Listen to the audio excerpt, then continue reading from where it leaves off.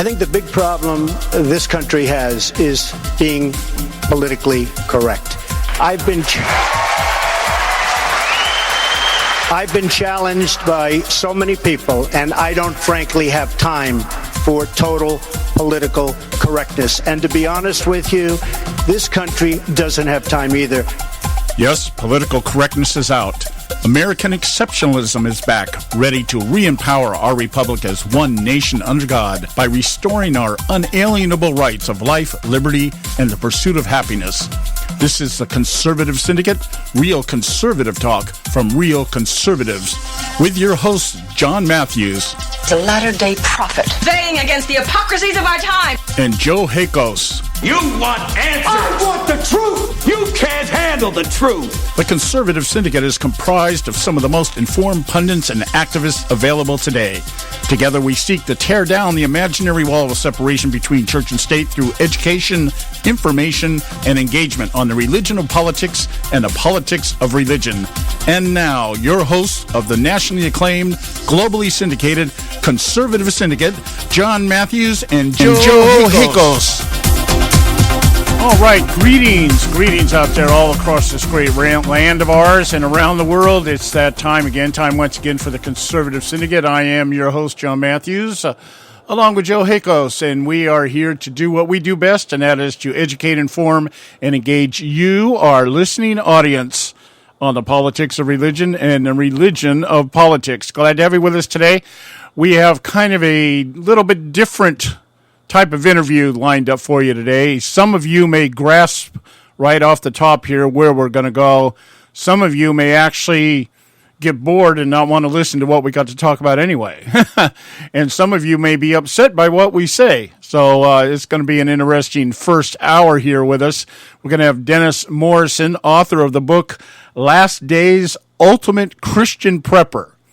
And one of the reasons I wanted to have Dennis on here today was to give those of you who think you're Christians the opportunity to understand that should the tribulation come and you find yourself still here, that should be an indicator you missed the boat somewhere. You missed it. And so we're going to talk about that. We're going to talk about it, and it will be a little bit of a lecture or demonstration or education in biblical prophecy regarding the last days, the rapture of the church, the tribulation that is to follow, the 1,000-year millennial reign of Jesus Christ, and of course the end times themselves, the judgment, and the fiery pit of hell. A lot of people don't think there is a hell. A lot of people think we're already living in hell, but I can guarantee you, I bet you it's a lot worse than it is now.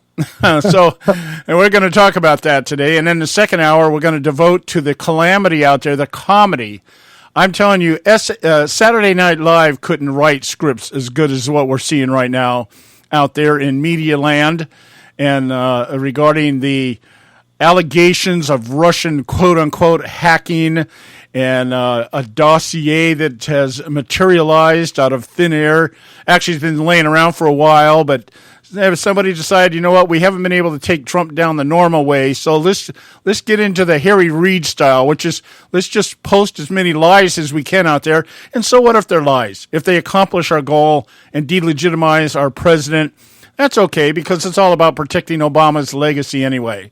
And the advancements that the left has made under his tenure as president, which, by the way, it's interesting that he gave his farewell speech on Tuesday night, and we have heard very little, if anything, about what was going on. But then it's not really hard to tell. It's not really hard to talk about what he talked about on Tuesday night, because it's the same thing he's been talking about for 8 years.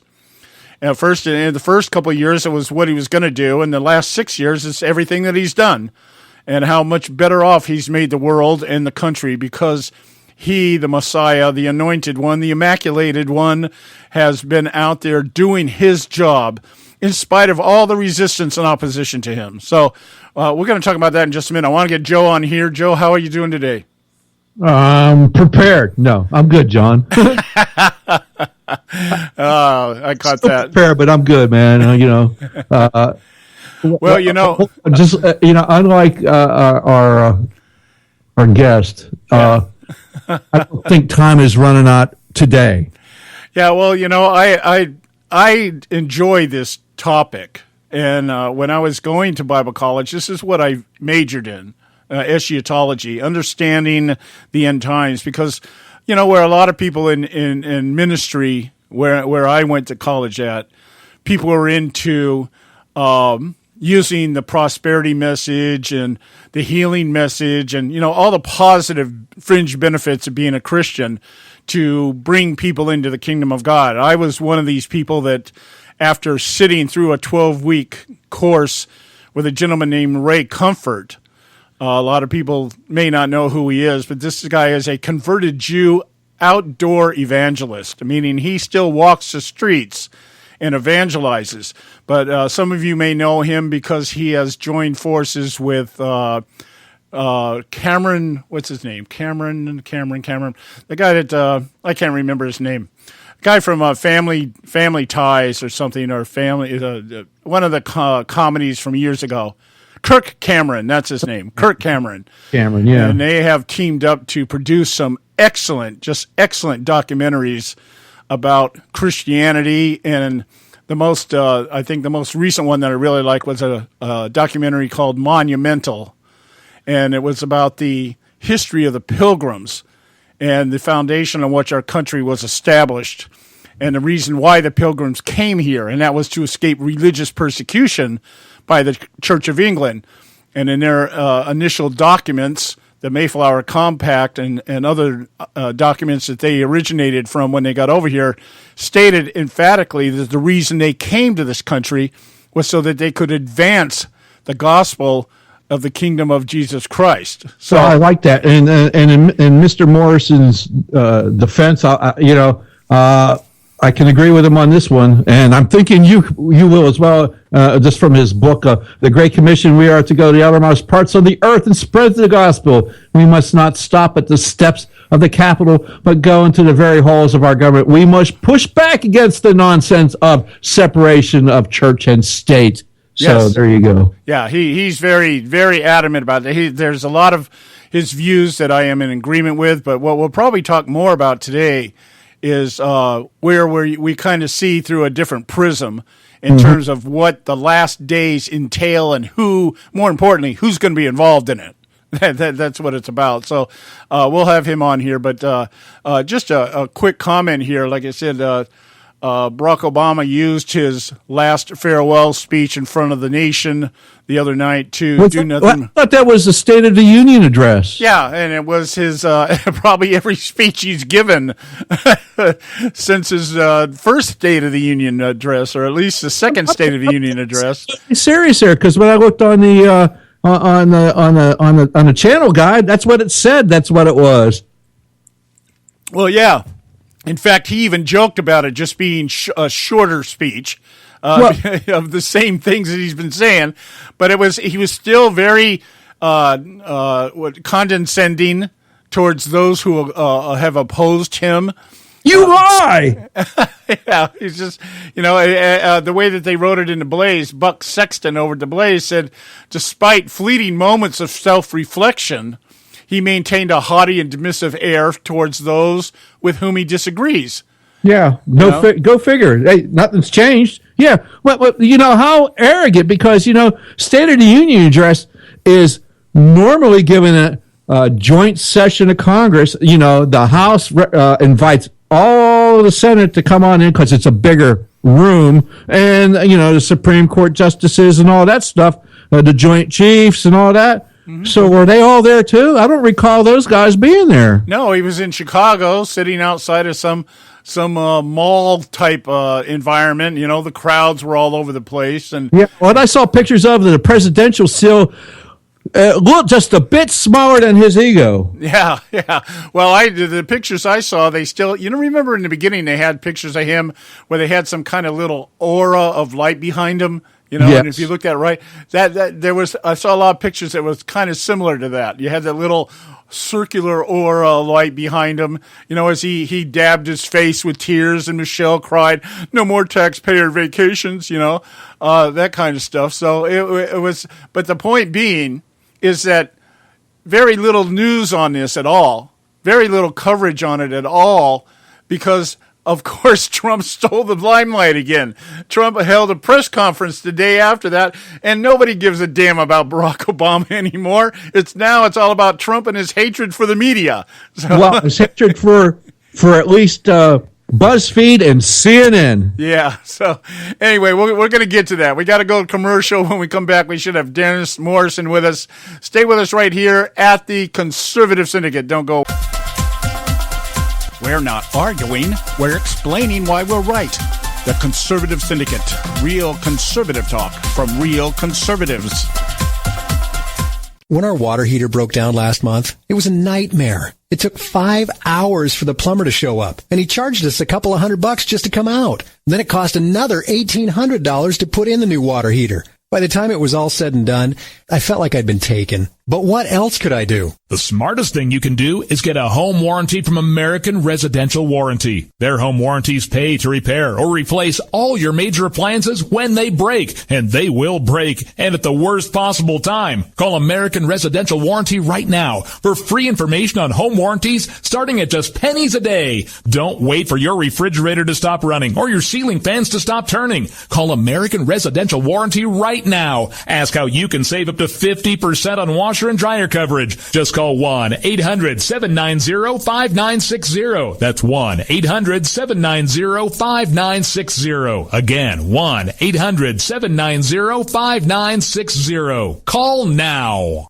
Limited time offer, 24-month commitment and credit qualification require cancellation fee, auto pay, and paperless billing, and other restrictions apply. If you can't see the difference, why pay the difference? Switch to Dish for the best deal in entertainment. Only Dish brings you the best in entertainment for less than $20 a month. Cut the cable and don't get directed. Switch to Dish because at just $19.99, Dish saves you every time you turn on the TV. It's so simple. The same channels cost less with Dish. So since you can't see the difference, don't pay the difference. Switch to Dish for the best deal in entertainment. Get premium movie channels free for 3 months, starting at just $19.99. Dish saves you every time you turn on the TV. Call now to save with Dish. Dial 1-800-600-1645. That's 1-800-600-1645. The same channels for less than $20 a month. Dish. Call 1-800-600-1645 for details.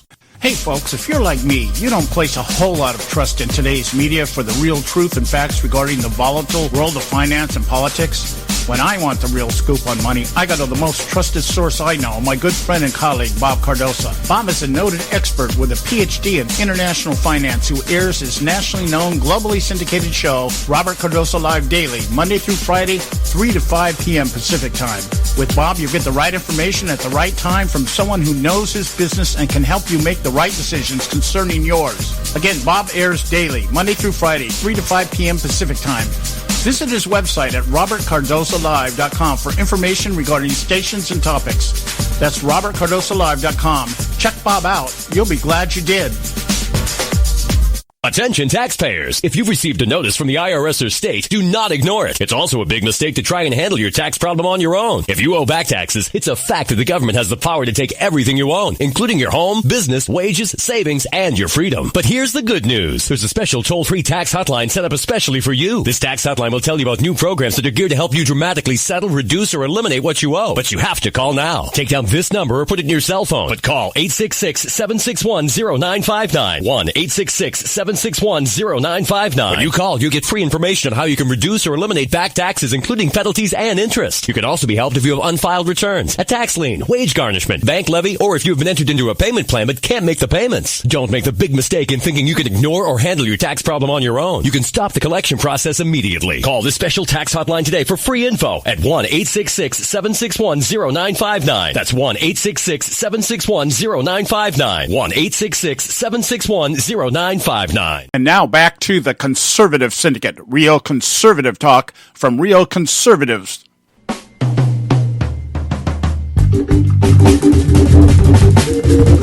Okay, hey, we're back, and once again, thanks so much for taking the time to join us. We know there's a lot of other things you can be doing out there, but nothing more instructive and constructive than taking time to listen to our show, because we do our best here to educate, inform, and engage you, our listening audience. as to the religion of politics and the politics of religion. And we've got with us right now Dennis Morrison, author of the book Last Days, Ultimate Christian Prepper. And I met Dennis, I guess 2, maybe 3 years ago. I'm really had a hard time placing him, because as I get older here, I have more and more senior moments. And I don't always remember everybody that I meet over the course of the last 10 years that I've been doing this show.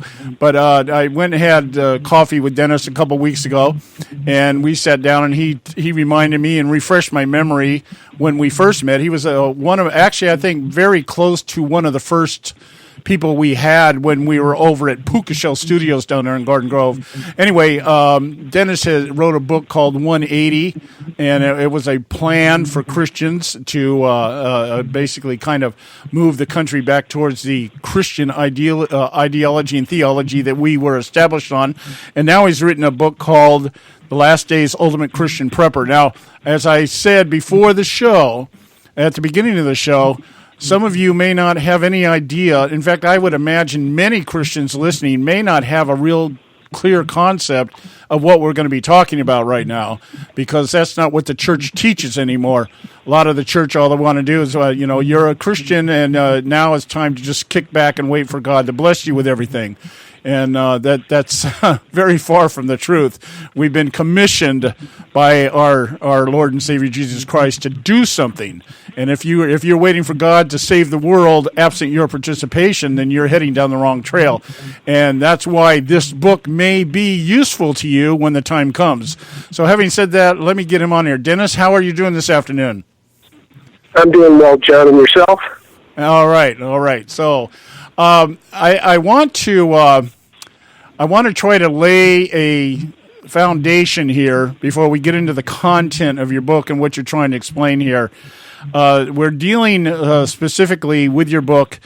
From what I've read of it so far, as to what people need to be looking at today in terms of what's going to come down the road here as the persecution against the church begins to grow, and we know that it is taking place right now. But there's differences in church doctrine in terms of when certain events are supposed to take place and what these events cause, what they set into motion. And I'd like to, I guess, maybe start the interview here with you explaining to me, where do you stand on the concept of the millennial reign? Because I think that's what everything revolves around in terms of the schism in the church today, as far as the rapture of the church, the 1,000-year reign of Christ, the judgment of Satan, and everything else. And I picked out 4 of the basic ones. There's many out there, but the premillennial, historical, premillennial, postmillennial, and amillennial. And could you explain to our listeners, where do you fall within that category? Well, when you read the Bible, there's a lot of people that say it's premillennial, mid, or in post-tribulation period. And there's good arguments on all of those. I stand with a premillennial stance, because when I look at the Bible and I apply hermeneutics, which is the science of interpreting the Bible, first usage, I look at Noah, and when God had all the animals go into the ark, and God sealed up the ark. Then came the tribulation, or the rain, and Noah was lifted above it. And if you go to Sodom and Gomorrah, Lot was there. They took Lot out. Once Lot was out, then came the tribulation. So I believe God will take the church out in the rapture first, and then come the tribulation period. But my stance is always to be an eye to the sky and be ready at any time, regardless, because God, you can't put God in a box. So I just believe in being ready at any time, being prepared. Okay, now along with that line of thinking, because in that regard we agree. But you made a statement to me when we were talking, and it's kind of been the thought that has really stuck in my mind, which means I look at those type of things as an impression, something that I should follow through with. The idea that after the rapture, that there will be Christians still left here on earth. Can you explain how, because that's where you and I would basically have a major difference of opinion. I don't think there will be any real Christians, there won't be any Christians left when the church raptures. Yeah, I think if you look at the Left Behind series, they always talk about people being left behind and there's no hope.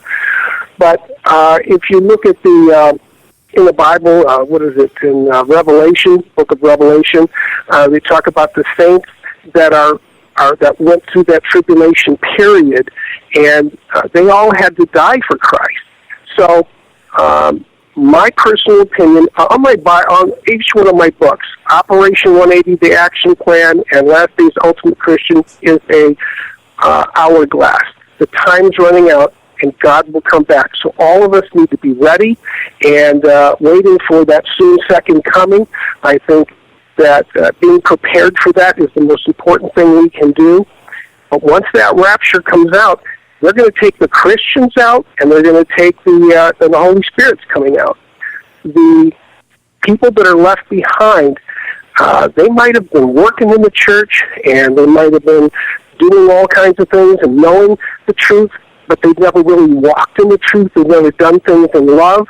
And so I believe at this point in time, they go, oh my gosh, it's real. The rapture is real. God's real. I need to get my stuff together. I can't take the mark of the beast, and I've got to do this right. So that's when they get serious, and those that endure to the end, as it says, will be saved. And so they will have to go through this just with their Bibles and with the knowledge that they've had, and maybe fellowship with one another when they find other people that are in the same boat, and just endure it and die for Christ. Okay. Okay, I would agree with that, because I do agree that when the church is raptured, there are going to be a lot of people in the church that are going to be looking around going, wait a minute, something's wrong here. I refer to them as the pseudo-Christians, or maybe the Bible word for them would be the tares amongst the wheat kind of thing.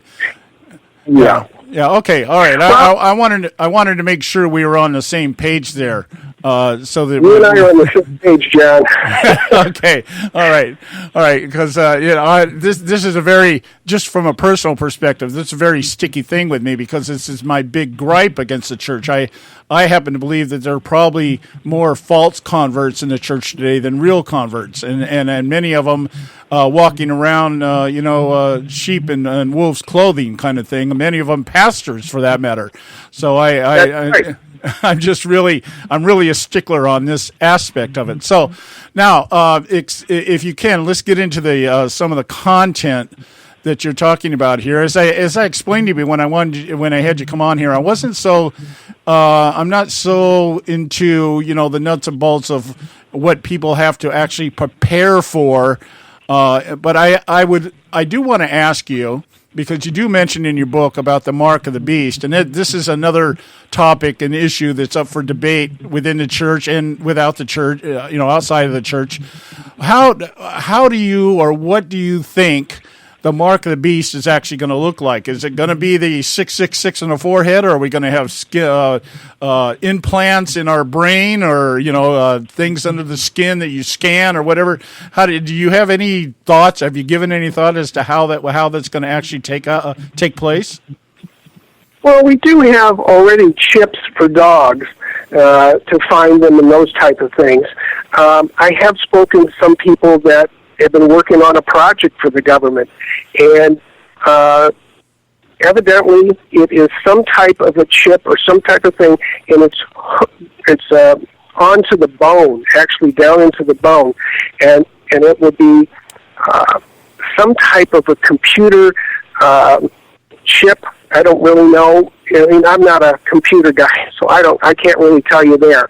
But it will be the greatest thing that man has ever done. That's how they'll tout it. And they'll say, look, you don't have to lose your wallet, you don't lose your money, everything's right here. And they're going, oh my gosh, this is great.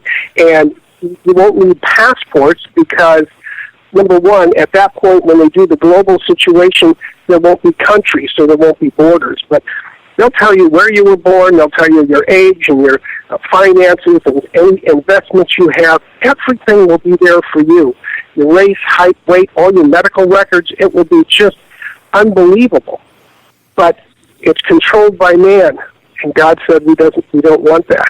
So I believe it will be some type of a chip, computer chip, because they're making them smaller and smaller with greater amount of data. It will have everything you need, and they're making the scanners right now, so they will literally scan your hand. If you don't have a hand, a right hand, they'll put it on your forehead. And that's how they'll determine who you are. And the lines in the airports will be very short because they'll know exactly who you are as you're walking up. Yeah, that makes sense to me. I kind of envision that too, but I think that's a little bit way off in the future. Just right now, because of the fact we've got people in our country alone that want to open up borders and just want to let anybody in without any identification and vetting. So, they're going to have to go through that progressive screening to stop that kind of stuff. But I can see where that'll be the selling point. The collective ideal is that everybody is identified and everybody is grouped and labeled and that we know who they are. So you're telling me then that your book basically is going to be written for those who are left here after the rapture and choose not to engage in this process of what the Bible refers to as the mark of the beast. Am I correct? Well, the book is written for believers now and helps us all get ready to meet our Lord and be ready. What happens, I believe, in our society is we have what's called information overload and also sensory overload. We are plugged in, dialed in. We're either emailing, tweeting, whatever we're doing. We're on our phones. We have, the new thing you put on virtual reality. We have television where you've got football 24/7, the sports package, and there's reality TV. There is so much going on that we end up crowding God out of our lives. And there's just too many games, Xbox, PlayStation, and you name it. And so this is the thing where we have to get back and put God in our life and make him a priority. Because God's a jealous God, and he's not going to stand in line waiting for you to pray to him or seek him when you're finally hurting. So these are the things where I'm saying this is where we've got to go now, and us as Christians can prepare for those who are left behind by leaving survival food, by leaving a Bible with a note on it saying, look, I know you've just broken into my house, go ahead and eat and drink because we no longer need it, but this is your roadmap to salvation. This is the greatest book ever written. There's no other name under heaven by which you can be saved but Jesus, so now is the time. And this is where we all have to begin to focus that the time is running out, God's coming back, and those of you that are still playing with it will probably be left, and this is where we can help them. So it is for us right now, but it's also for those that are left behind. Well, one of the things that really, the recent development in technology here that is really kind of, I find interesting and also very scary right now is the concept of virtual reality. Joe was telling me about his wife got him one of those 3D things. 3D, what was it? What are they called, Joe? They're VR goggles. Yeah, and I guess you put them over your cell phone, and then you can put the cell phone up to your face. Is that the deal?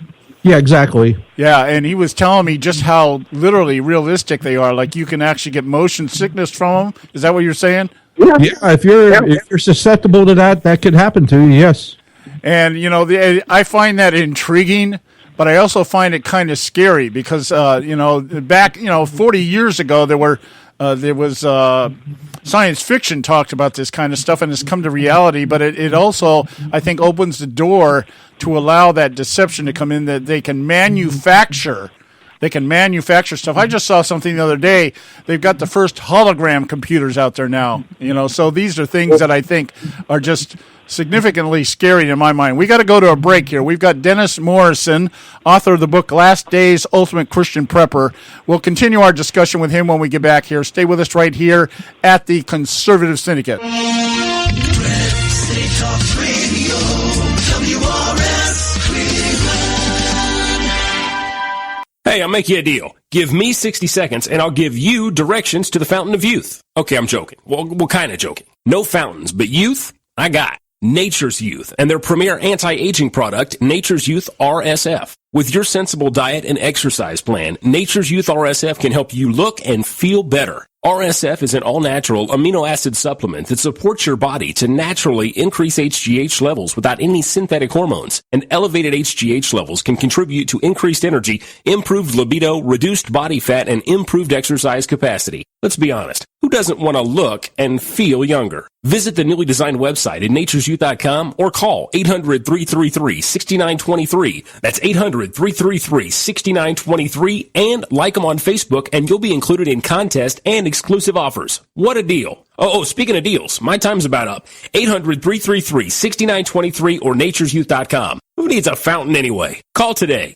Extend your life with Extendovite. When I had a heart attack at 42, I was not sure what the future held. But a year later, the doctors could find nothing wrong with me and took me off all my medication. What did I do? I took a herbal mixture of garlic, cayenne, and a few other herbs mixed in liquid form. I now call this Extendovite.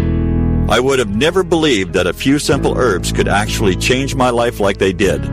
Now it's your turn to see what the powers of garlic and cayenne can do for you. For only $69.95 plus shipping and handling for a 2-month supply of either capsules or liquid, you too can begin on your path to better health. For more information, call 1-877-928-8822. That's 1-877-928-8822. Or visit our website at heartdrop.com. Extend your life with Extendovite. I've owned my company for 14 years now, and I can tell you that payroll is a 4-letter word. I hate doing it. It eats up hours I don't have, and it costs me money I could be saving. But my accountant's too expensive, and I'm not sure who to call, but I know I need help. We're Paychex, and we take all the hassles out of small business payroll. We save you time and money. It's easy. Call, fax, or give us your payroll information securely online, and we take care of the rest. We calculate the correct taxes, manage payments and direct deposits. We even send out your checks. Payroll doesn't need to be a 4-letter word anymore. We're so sure that we can save you time and money that we'll give you a month's payroll free. Just for calling 877-663-3830. Get 1 month's payroll for free. Call Paychex right now. 877-663-3830. That's 877-663-3830. Hey, I don't back anybody unless I believe in them. And I do believe in the value of investing in gold and silver. And the company I trust to buy my gold and silver from is Swiss America. I've been working with them for nearly a decade. I trust them, and you can too. Swiss America will help you sort through and find the best options available when you're considering investing in gold and silver coins. Listen, for over 30 years, Swiss America has been offering Americans what they want in their investments: safety, liquidity, quality, reliability, and a potential profit. Gold and silver have a place in every investor's portfolio. So, why not let Swiss America help you diversify your investment portfolio now? Call now for free information. 800-978-3907, 800-978-3907, 800-978-3907, 800-978-3907. Individuals and businesses with tax problems, listen carefully. Do you feel like you're losing control of your finances? If you owe over $10,000 in back taxes or have unfiled tax returns, we can help you take back control. The IRS is the largest and most aggressive collection agency in the world, and they can seize your bank accounts, garnish your paycheck, close your business, and file criminal charges. Take control of your tax problem now by calling the experts at U.S. Tax Shield and take advantage of the Fresh Start program and new laws that may allow us to negotiate a settlement for the lowest amount possible. Our team of tax attorneys and enrolled agents can stop collections and get you protected so you can take control of your financial future. U.S. Tax Shield offers a price protection guaranteed quote to get you protected today. U.S. Tax Shield is A+ rated with the Better Business Bureau, so call now. 800-380-2906. That's 800-380-2906. U.S. Tax Shield. 800-380-2906. And now back to the Conservative Syndicate. Real conservative talk from real conservatives.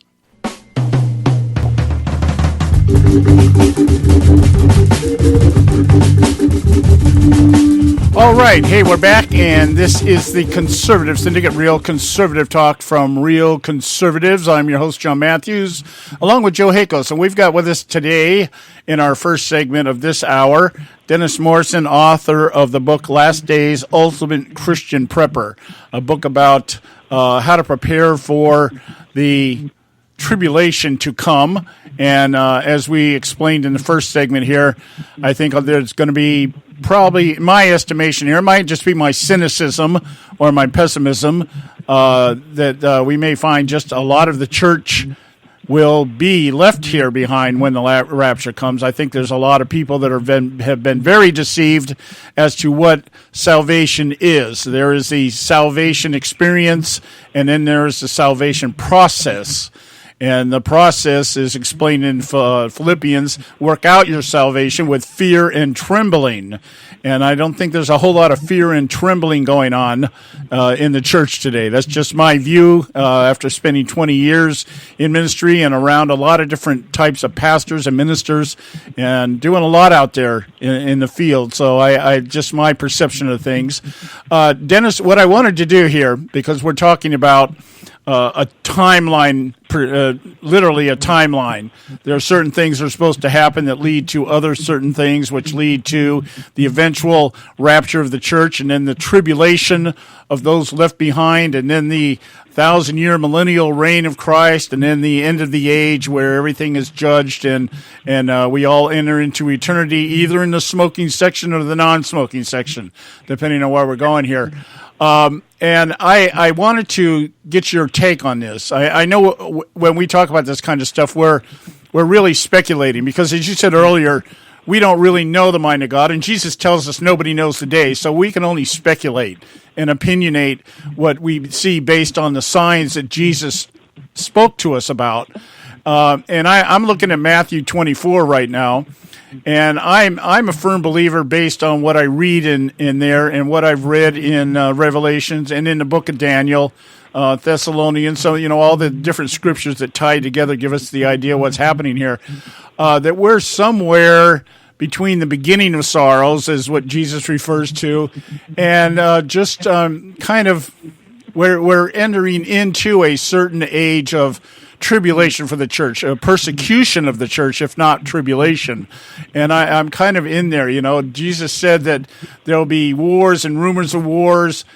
These things have to happen.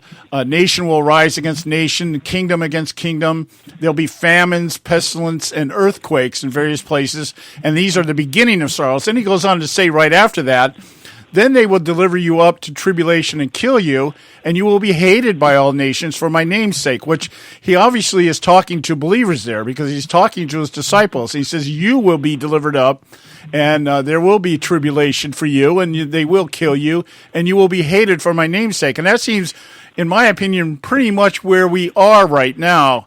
Can you concur with that, or do you have a different view?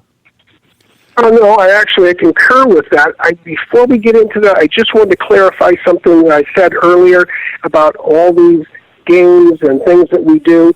I don't want people to think that if they go to the movies or go to a football game or they watch football games that it's sin. God wants us to enjoy this life. That being said, not to crowd God out. So I want to just clarify that statement. As far as where we're at in timeline, we were in the last days, right there with the apostles. He said, these are the last days. It's like they're being numbered out. But when he says, when Israel became a nation again, that generation will not pass away. So that was 1948. So we live about 120 years at the most. So within that time frame, I believe God will come back. I'm thinking, in my mind, I'm thinking somewhere around 10, 20, 30 years from now, someplace in there. That's just but we don't know.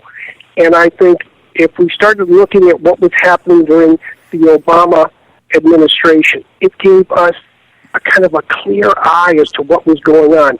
He began with his liberal agenda and taking away the freedoms little by little by little. First, you can't pray in the almighty name of Jesus. I mean, Allah's okay, but you can't do it in Jesus' name. And that was like, oh my gosh. And when you have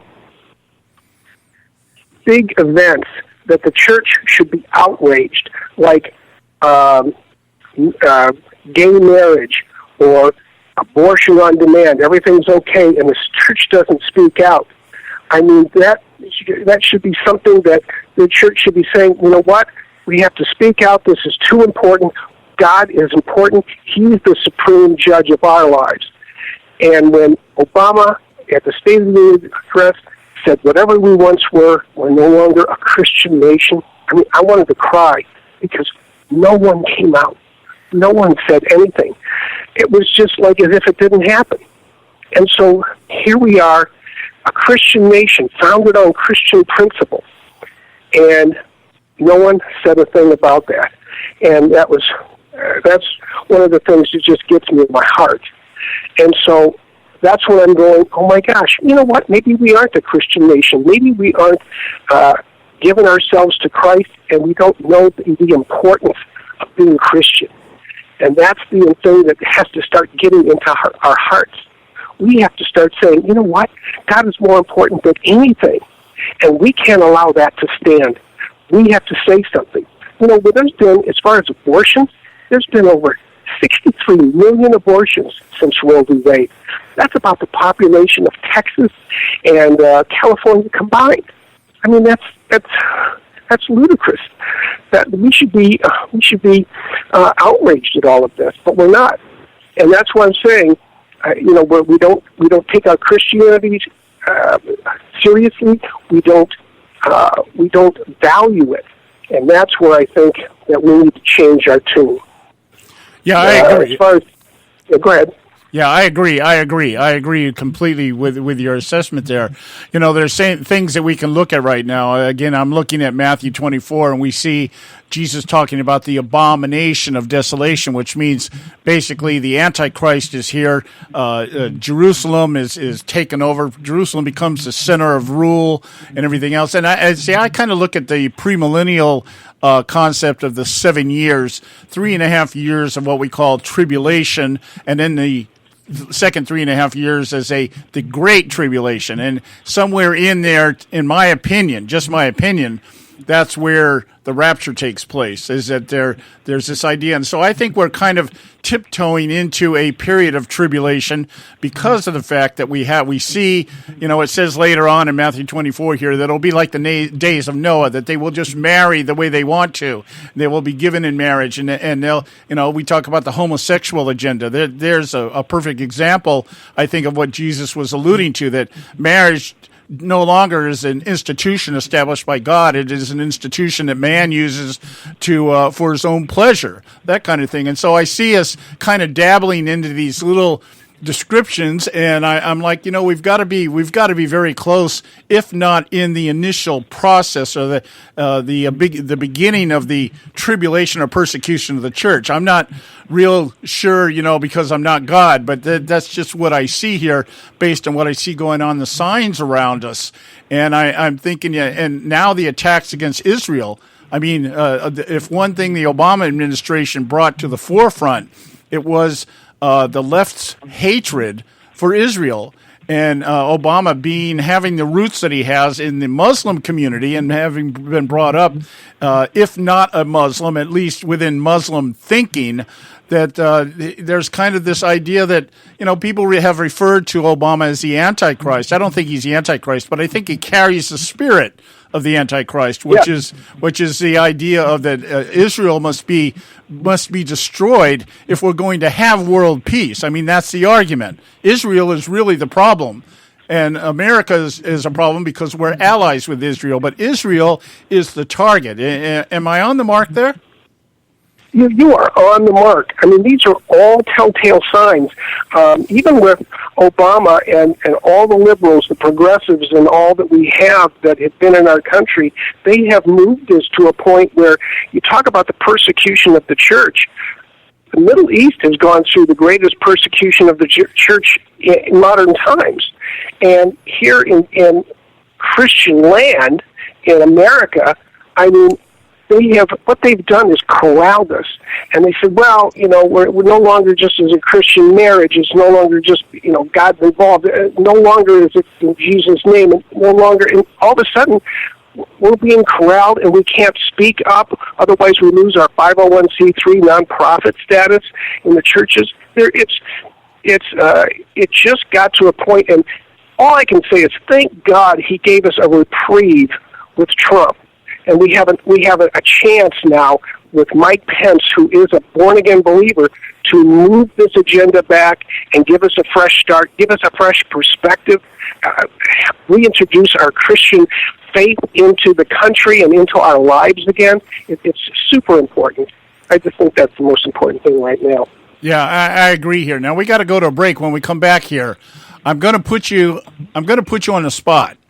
I'm going to put you on. I'm going to put you on the spot intentionally because one of the things you state in your book is that Donald Trump is a Christian, and I adamantly disagree with that. So I want you to give a defense for Donald Trump, and then I'll explain to you why I don't believe that, why he might be representative of those who are left behind. And so we've got Dennis Morrison here with us, author of the book Last Days, Ultimate Christian Prepper. We'll be right back. Stay with us right here at the Conservative Syndicate. There is an old saying, children should be seen but not heard. At no time is this more apparent than when politicians speak. TheConservativeSyndicate.net, the adults in the room. Hey folks, if you're like me, you don't place a whole lot of trust in today's media for the real truth and facts regarding the volatile world of finance and politics. When I want the real scoop on money, I go to the most trusted source I know, my good friend and colleague, Bob Cardosa. Bob is a noted expert with a PhD in international finance who airs his nationally known, globally syndicated show, Robert Cardosa Live Daily, Monday through Friday, 3 to 5 p.m. Pacific Time. With Bob, you get the right information at the right time from someone who knows his business and can help you make the right decisions concerning yours. Again, Bob airs daily, Monday through Friday, 3 to 5 p.m. Pacific Time. Visit his website at robertcardosalive.com for information regarding stations and topics. That's robertcardosalive.com. Check Bob out. You'll be glad you did.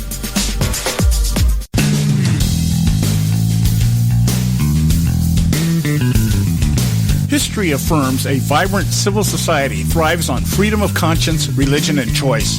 Any society absent these qualities stifles individual responsibility and accountability, thus enslaving its people by denying them the potential for goodness, creativity, and altruism. To that extent, oppression, coercion, and totalitarianism are multiplied exponentially. To counter such outcomes, the American Freedom Alliance was formed. The AFA is a nonpartisan, non-aligned movement which promotes, defends, and upholds Western values and ideals. The Alliance strives to build an international coalition of citizens of the West who together promote and protect moral values, democracy, and freedom. To find out more and become part of this valuable asset in the preservation of freedom and all its rewards, contact us at AmericanFreedomAlliance.org. That's AmericanFreedomAlliance.org. Let freedom ring. Now back to the Conservative Syndicate, real conservative talk from real conservatives.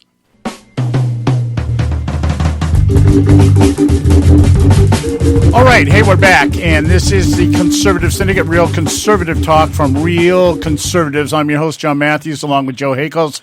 We've got with us Dennis Morrison, author of the book Last Days, Ultimate Christian Prepper.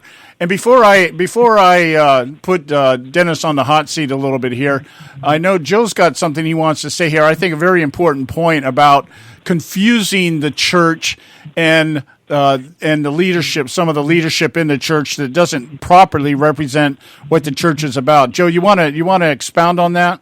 Yeah, I think there's plenty of those that are in the church, quote unquote, that don't go along with the church leadership, whether what denomination you are, i.e. the Pope or anything else, these Lutherans and whatever the health you have, the Protestants, whatever. I mean, there's plenty of people out there that definitely think abortion is a sin and should be just taken away and taken off the books and not be allowed to happen at all. And that's just one example. And all these other examples of homosexual marriages and all this kind of stuff, they're just not screaming and hollering from every rooftop about it because, for one thing, they're being largely ignored by these leadership and by the small groups that scream and holler that they want to be included in all the fun that we have as Christians. And so they want all the fun we have as Christians, but they don't want to pay the price for it. And again, and the other thing I want to mention is beware of these false prophets. Yes. And we've got plenty of those out there. Yeah. Dennis, I'd like you to with what Joe just said here, give you an opportunity here just to speak to those in the church that Joe just identified. There are many in the church who understand that there's deception out there, that they understand that the things that they're being told by the world and by government and everything else is not proper, is not true, is not in line with God's word and God's terms and conditions, but they have chosen to remain silent and complicit. What would you say to somebody like that? I think Joe is spot on. I think, it's like there are people that have liberal views, and somehow they get on the boards of some of these churches, and then they go, my son's gay, my daughter's gay, my cousin's gay, and so, mine too. I think it's okay, and all of a sudden they change the whole edict of the church. And I think it's incumbent upon each of us as a Christian to read scriptures and to know the Word and to have Bible studies and to really research it, because the onus is on us. When we get before the judgment seat of Christ, it's going to be between us. It's not anybody else. And he's going, what do you know? And he's going to talk to us, and our judgment is going to be determined based on that. So I think, the more we know, the more we read, the more we study, the better off we'll be. And if we just listen to our pastors and they're teaching off the Word, you have to confront them. And I had to do that with one of my pastors, sadly. So when they're teaching off, they're teaching off. Got to call them on it. So I think he's right on the money. Yeah, now here's the hardball question, or the hardball version of this question. A Christian who knows the truth and chooses to remain complicit and silent, do they make the rapture or do they remain here? That's really a call for God. I think if you know the truth and you don't walk in it, you'll probably be left and have to walk through the tribulation on your own. That's my humble opinion. I think if you know the truth and don't do it, that's sin. And I think someone that is living in sin like that, they're not really saved. They'll have to go through the tribulation. It's hard to say, but that's how I read the scriptures. If you sin now and again, that's what people do. That's fine. But I'm not saying it's fine, and I'm approving it. I'm saying that's what happens in life. But if you are living in sin, practicing sin, then you're not really born again, and God won't accept that. I think if there's a scripture, I have to go look up the exact thing. But yeah, I agree with that. I think that's probably why I am so adamant when I'm amongst people in the church. There is the wheat amongst the chaff. Certainly, there are the deceived. There are those who are ignorant willfully, and there are those that are ignorant just because they don't know. They don't know what they don't know. But when I talk to people in the church, I'm looking at people that have told me, if you're sitting in the office of a pastor, you should know, and you should be able to discern what the truth is, and to remain silent and complicit about it is a dereliction of duty. And when I run into people like that, I just ask them, why are you a pastor? You do not fit the definition of what a pastor is supposed to be. You're not a shepherd. You're just somebody standing at the front. Maybe you're the only guy that reads the Bible, and therefore you're leading the group. That doesn't mean that you are the one anointed and appointed by God to be the one leading the sheep, because we as teachers are going to be held to a stricter judgment according to the Bible, and so therefore, you got to really be on the mark. Now, I want to progress here because we're running out of time here, and I want to give you the opportunity. In your book, you make a statement about the American people being tired of having liberal policies shoved down their throat, and you then follow that statement up by saying, now that we have a new Christian president, vice president, and a majority in Congress and the Senate, we should be on our knees in prayer. We should be writing letters and doing everything within our power to help move our Christian agenda forward. Donald Trump, in my opinion, is not a Christian. First of all, he has never acknowledged that he's done anything wrong. I've heard him in public say he's a good guy. He hasn't done anything bad. And that, to me, is the first definition of somebody who's not a Christian. He can't even acknowledge that he's done things that are bad. He doesn't know the Bible at all. He has tried to paraphrase things and gotten it completely wrong. So I'd like you to defend Donald Trump for me and explain to me why you think he's a Christian. I buy Mike Pence as one. I just don't buy Donald Trump as one. Mike Pence is a born-again believer as strong as you get. As far as Donald Trump, I heard that same interview where, the guy was asking him, he says, have you repented for your sins? He goes, I don't have any sins to repent for, which made me laugh. And so I recognized at that point he was not a born-again believer. And then he went to, when he was trying to become president, went to the evangelicals for their vote, and he was saying, I was reading in 2 Corinthians, it's 2 Corinthians, and so I know that he doesn't really read, he doesn't really know, but then there was a time just recently where it wasn't James Dobson, but somebody he knew led him to the Lord, and he accepted the Lord. I believe that while he's in the company of Mike Pence, Mike will be sharing the Lord with him probably daily, if not more, hourly. And I think that there's, Kim Clement did a prophecy in 2007 that said Donald Trump will be president, and he will come in not being like a believer, but kind of going through that, and he will be a praying president, and he will pray all the way through.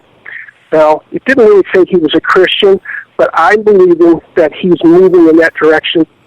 He's a strong conservative. Yeah, I would agree with that. I would agree with that. And I hate to interrupt you. We're running out of time. I wanted to give you a moment to promote the book. Let people know how they can get along with it, get a hold of it. Well, you can get it through Amazon, and you can also go to my website, which is DennisDMorrison.com, and it's available there. And you can see some of my speeches and things that I've done on that website. And it's a great book. It's one you want to have in your library for the last days. It really helps you grow, and it helps us connect with other believers in the last days, which we need to do. If we don't come together, we will be knocked off one by one. So together we're powerful in these last days. All right. Thank you so much, Dennis, for coming on. We'll have you back here.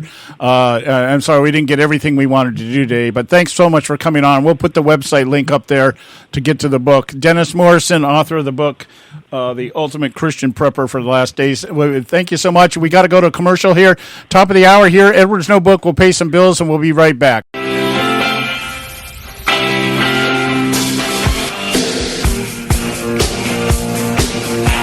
If a group of black Chicago thugs beat up and torture a white guy who supports Donald Trump, who in their right mind gives a rip if the thugs hated their victim or not? Hello, I'm Ron Edwards. On today's page from the Edwards Notebook, the last time I checked, you, myself, and every other American have unalienable rights, which include the right to choose who to support for President of the United States. Our unalienable rights come from God and cannot be obstructed by an abusive government or knuckle-dragging thugs. You have the right to live for your own sake, not according to the will of criminals in or outside of government. It was unbelievable to learn that Chicago law enforcement officials struggled to charge the thugs because they couldn't discern if it was a hate crime. Hate crime! Hate crime! Hate crime! Well, who cares? How about assault and battery for starters? The thugs even had a female cheerleader who recorded those imitators of vicious chimpanzees. I don't care if those black thugs hated their white victim or not. Throw the bums in jail for a long, long time and let them sort out how they feel for decades behind bars. I'm Ron Edwards. Blowing away the myths and revealing the truth. You can continue to blow away the myths with Ron Edwards on Facebook, Twitter, and theronedwards.com.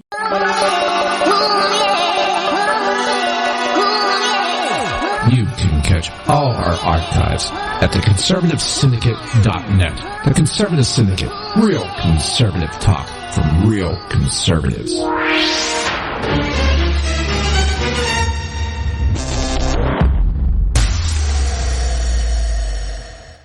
Prices are for base buildings only. May not be available in some areas.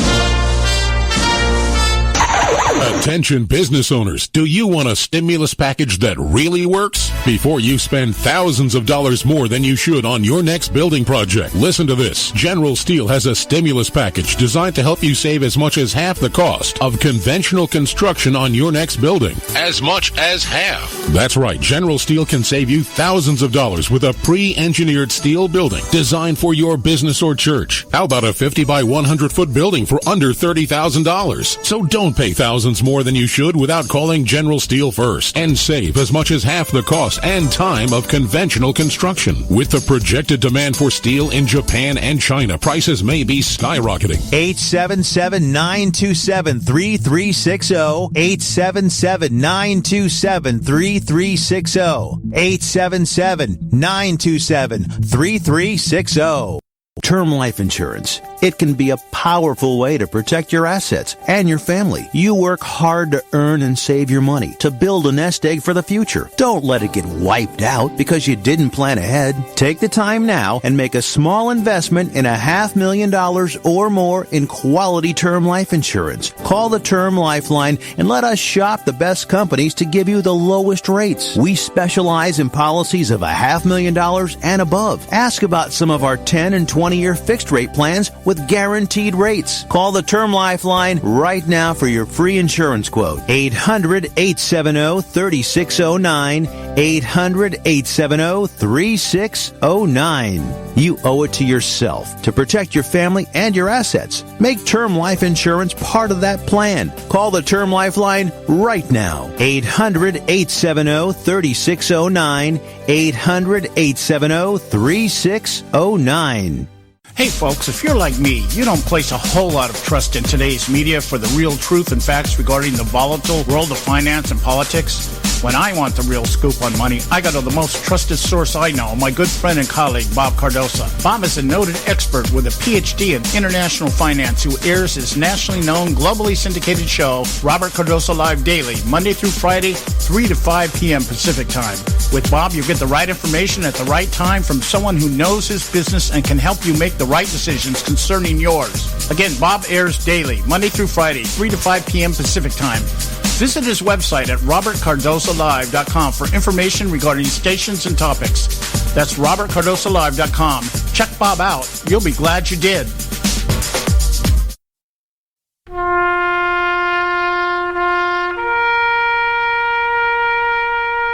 Read something recently worth thinking about.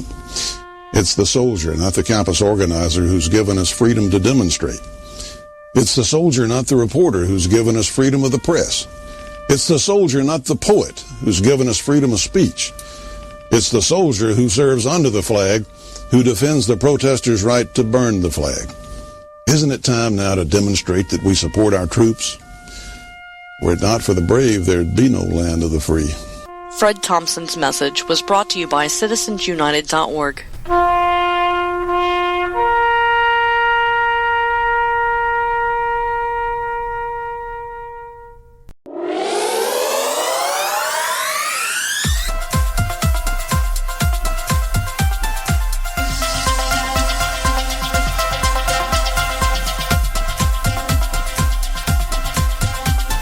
I think the big problem this country has is being politically correct.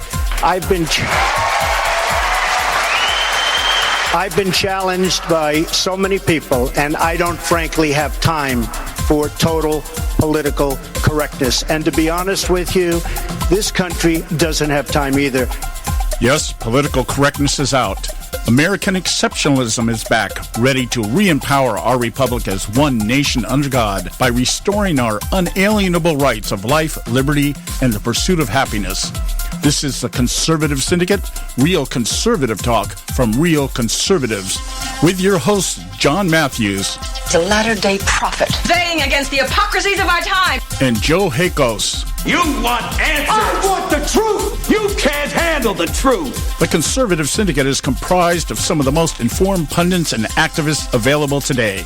Together we seek to tear down the imaginary wall of separation between church and state through education, information, and engagement on the religion of politics and the politics of religion. And now, your hosts of the nationally acclaimed, globally syndicated Conservative Syndicate, John Matthews and Joe Hakos.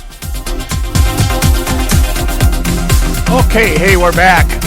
Excuse me. Hour 2 right here at the Conservative Syndicate, real conservative talk from real conservatives. I'm your host, John Matthews, along with Joe Hakos, and I hope you enjoyed that interview that we just had here with Dennis Morrison.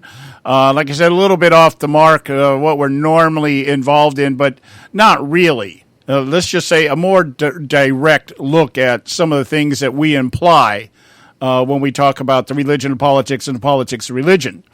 And so I just thought it'd be worthy to have Dennis on here. And the conversation I had with him a couple of weeks ago, we were supposed to meet for like 20 minutes. And the idea was to just meet, collaborate on what we were going to do. I wanted to get a copy of his book so they could look at it and make sure I was kind of up to snuff with what he wanted to say. And I think we ended up almost 3.5 hours sitting there just talking, devouring cup of coffee after cup of coffee, just exchanging views and positions and stuff, very much on the same page regarding a lot of what's going on in the church today. So having said that, I want to get into the sacrilegious actions that are going on out there right now in the media. And this is another conglomeration of crap that is just being formulated as they move. It's kind of like the narrative is being designed as they present it. And that is I think this is the last ditch attempt by the media and the left to try as much as possible to delegitimize Donald Trump before he steps into office. And I've got to tell you, if I was in Trump's position right now, I would be making a get even list. I'm telling you, I would. And the very first people at the top of the list would be some of these people in the media.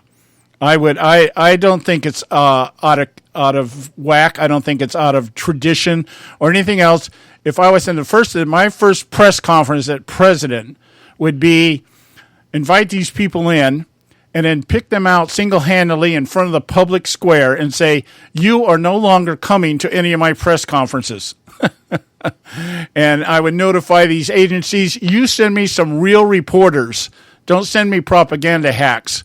And if that reporter happens to be the guy working down in the mailroom right now, that's who I will allow. But I will not allow people like Jake Tapper and some of these other people that are just propagandists and operatives. Obviously, very obviously, are nothing more than operatives for the Democrat Party and the leftist movement here. These people, they try so hard to protect their journalistic integrity when there is no integrity. Oh, gee, journalistic integrity. This illusion they tried to create that they're trying to be balanced and they have no biases is ridiculous. They come at everything with a bias, and unfortunately for them, the last 8 years with Barack Obama, they've been able to just show it unfettered, their bias. And so now shoes on the other foot, and elections have consequences, and I think this news conference that Trump had the other day, they better wake up because he's not going to tolerate it. He might send out, his press spokesman, but when it comes to Trump doing it, there's going to be a whole nother a sensation going on there. Yeah, well, it's going to be, I think, extremely interesting here how this thing starts to play out here from this point forward. Basically, yesterday, that news conference Donald Trump held yesterday, for all intents and purposes, he was notifying the press, okay, the gloves are coming off. Where I'm not playing around with you guys, and I think it's about time that somebody did that. And it's way, way overdue. This idea that somehow, just because of who they are, that they're supposed to receive some kind of just inherent respect for the fact. I mean, imagine standing in front of a room full of people that every one of them has a rock in their hand, and they're just waiting for the opportunity to throw it, and you're supposed to be polite to them. Well, yeah, it's like when Iraqi got up in the middle of a Bush press conference in Iraq and threw the shoe at him. Yeah. So yeah, it's basically what the press here wants to do. They come into that press conference going, "We hate Donald Trump."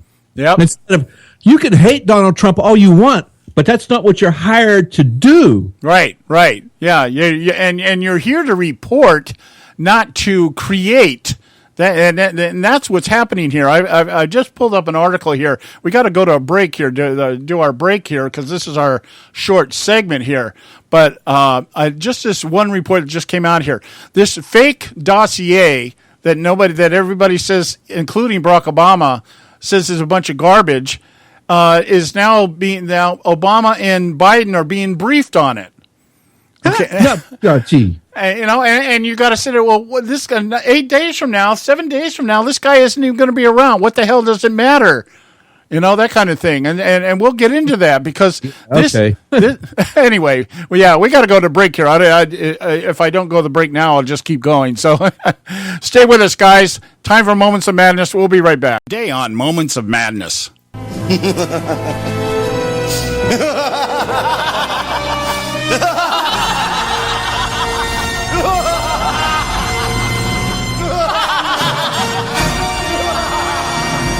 Just before Christmas, the Alinsky Party of America, also known as the Obama administration, abstained from voting on a UN resolution that demands the halt of settlement activity by Israel on occupied Palestinian territory.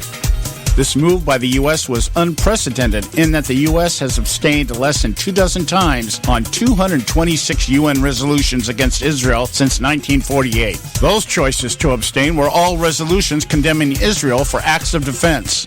This resolution was put forward at the 15-member council by New Zealand, Malaysia, Venezuela, and Senegal, a day after Egypt withdrew their support under pressure from Israel and U.S. President-elect Donald Trump.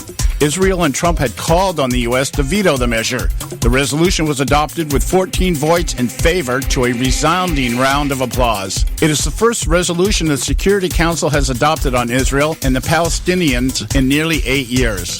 The international community has told the people of Israel that the way to security and peace is not going to be done through occupation, but rather through peace, ending the occupation, and establishing a Palestinian state to live side by side with the state of Israel on the 1967 line, Palestinian negotiator Saeb Erekat told Reuters news agency. Outraged by conservatives as well as GOP neocons like John McCain and Lindsey Graham were incessantly predictable. The question now being asked, if only rhetorically by the media, is why would Obama do this? And why would he do this now, given his lame duck status amid an incoming Trump administration that will surely undo this as quickly as it was passed? The answer to this and other questions regarding Obama's scorched earth maneuvers in his last days is actually found among another brewing controversy, this one involving Russia. Here's the madness. In June 2016, Nancy Pelosi trots out the Russian hacking theory now being reported as fact after the DNC is hacked along with the State Department.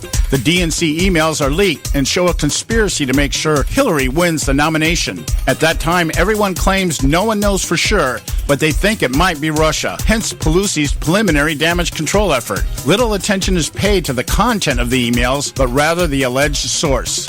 Then a month before the election, WikiLeaks trots out John Podesta's emails, showing within the Clinton campaign not only conspiracy to make sure Hillary wins, but collusion with the media, including how to manipulate polls, corruption with donors, and even racism, needy Latinos, and a Catholic church spring to change church doctrine. Again, no one has evidence Russia is behind this, only speculation.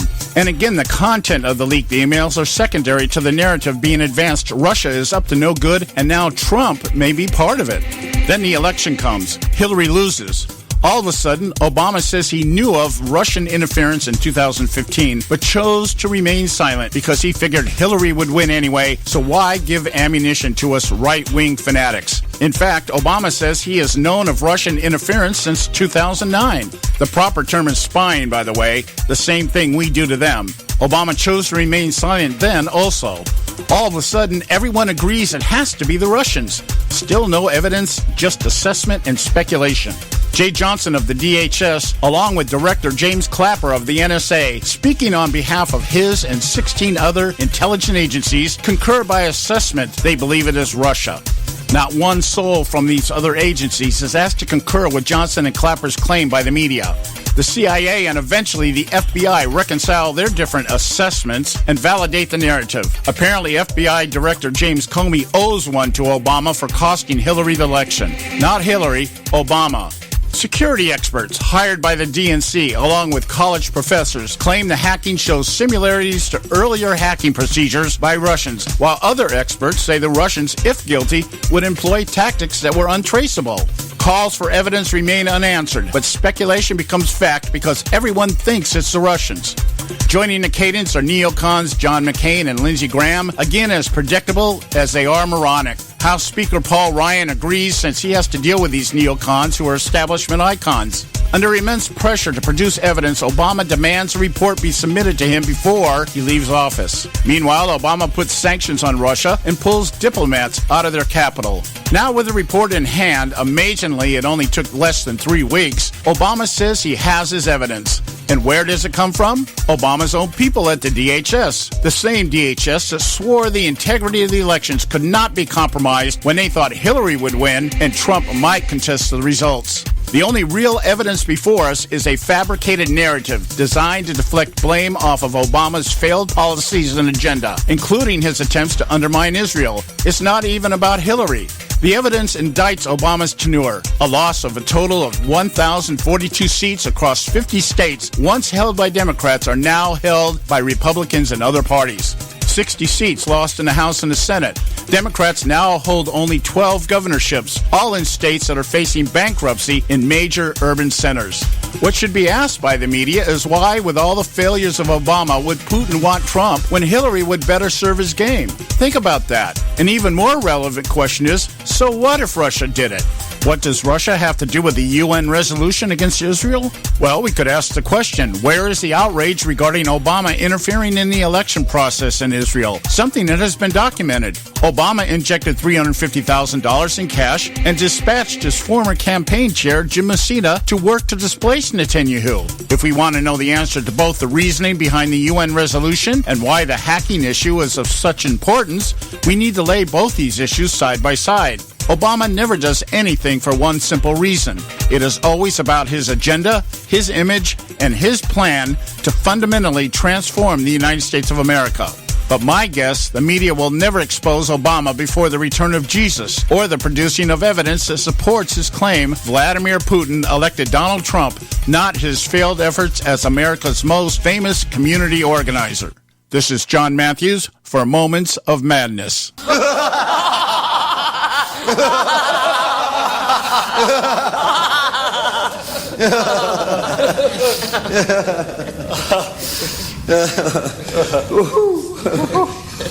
Now back to the Conservative Syndicate, real conservative talk from real conservatives.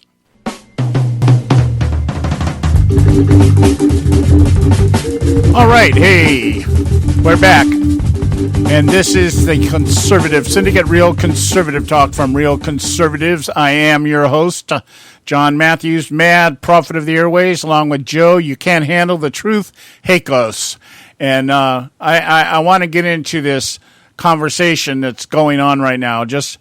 I thought the Hillary Clinton email debacle was about as bad as it could get.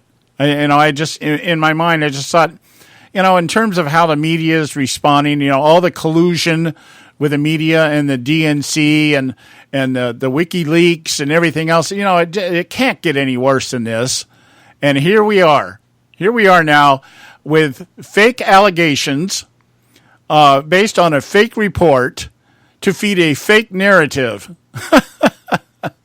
and it's like, and the way that the media is trying to justify it is that they feel an obligation to put it out in the public realm, to let the public make their minds up for themselves. When did the media ever allow the public to make their minds up for themselves? They always tell the public what the public is supposed to think, and that's what this whole false narrative is about, trying to get them to think something other than what is the reality of the situation. What is the reality of the situation? Barack Obama was an abysmal failure. His administration brought this country to the brink of an abyss. And they just will not concede that point, that Donald Trump won because he was not anything in the eyes of the voting public, anything like the very people that have put this country, put the boot on the necks of this country the last 8 years. And he was nothing like the administration before him, or before Obama, or the administration before George W., or the administration before George H.W., okay? He is his own man, to love him or hate him. He is his own man. He says what he thinks. He doesn't sugarcoat it. I don't even think the guy knows how to sugarcoat things. But that's why he's a successful businessman. And when you can sit there and talk to the people that you have to work with and say, this is what I want, and if you're not doing it, you're fired. I don't find anything wrong with that kind of thinking. But here we are here, and here is I don't even have words to express it right now. It's a good thing I'm getting ready to take a short trip here and leave the mic in the hands of Joe, who has a better way of articulating things off the cuff. I'm really going to have to sit around and spend a week or so, the 2 weeks that I'm going to be gone, digesting this and really being able to articulate it back in a way that those of us who really understand the game, we really need to be able to counter this, and we need to be able to counter it hard, because they're coming at us hard. And this is way beyond anything that I've seen in terms of the people involved, the bureaucracies involved, the media involvement. And here is the one case where you see a lot of people on the left that normally are walking point on narratives like this, just kind of hanging back in the background.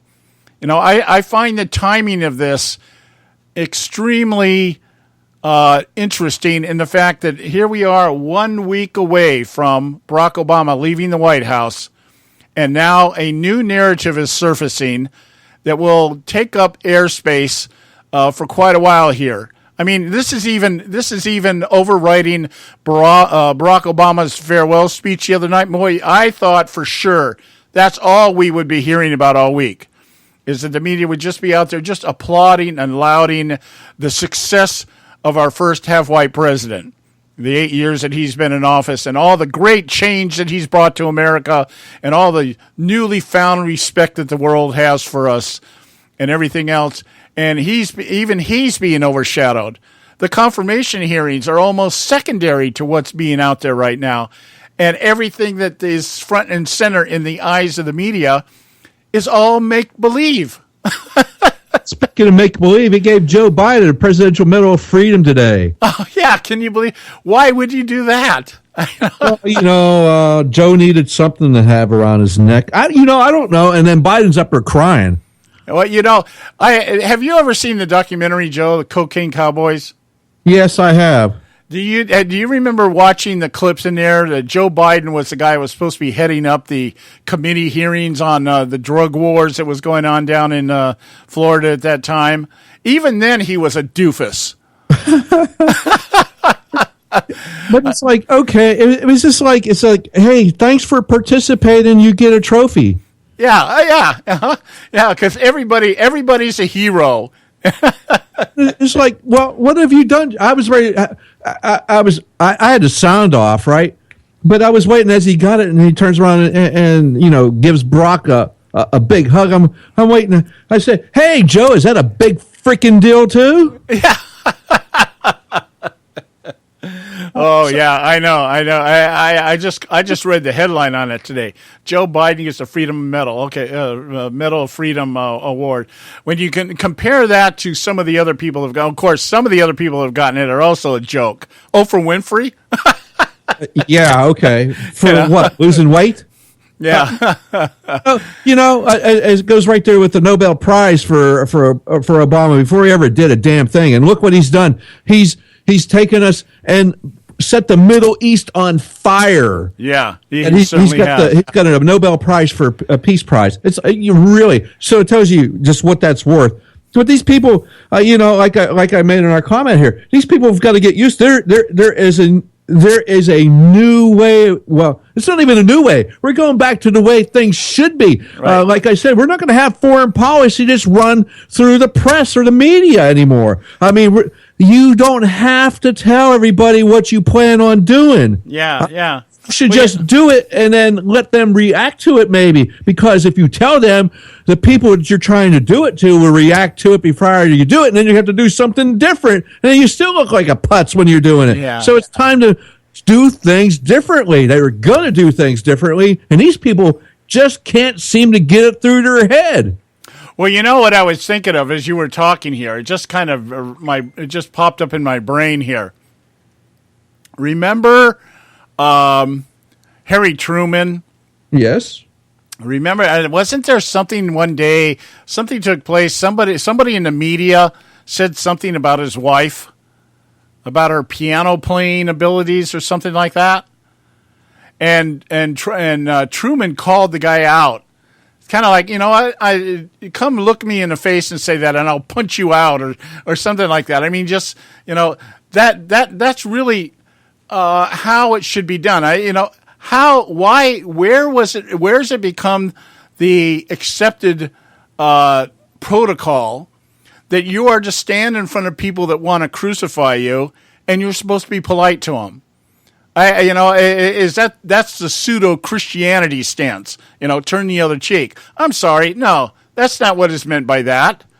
Okay, when you're being persecuted for your righteousness, and people come at you, you turn the other cheek because the Bible tells us that you're being persecuted for righteousness' sake.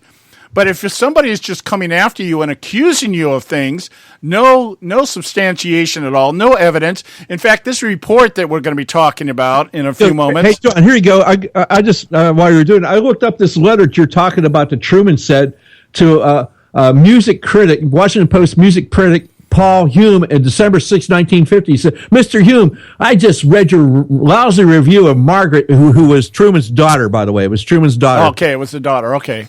Margaret's concert. I've come to the conclusion that you are an 8 ulcer man on 4 ulcer pay. It seems to me that you're a frustrated old man who wishes he could have been successful.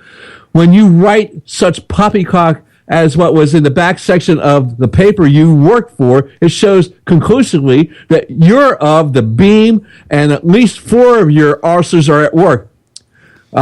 Someday I hope to meet you. When that happens, you'll need a new nose, black eyes, and perhaps a supporter below. Pledger Guttersnipe is a gentleman alongside you. I hope you accept that statement as a worse insult than a reflection on your ancestry. Harry S. Truman. Yeah, well, the thing is that there's so many presidents. See, Barack Obama didn't have to articulate opposition, to the press corps, even though all throughout his administration he kept trying to convince us that the press was against him. That the press, yeah. I mean, and they tried to do that with Hillary Clinton in the waning days of her campaign. Oh, it's just the way the media treats her. She's not getting fair treatment. Yeah. And I'm thinking, well, if they weren't getting fair treatment, what do you call what they're doing to Donald Trump? Yeah. That's funny.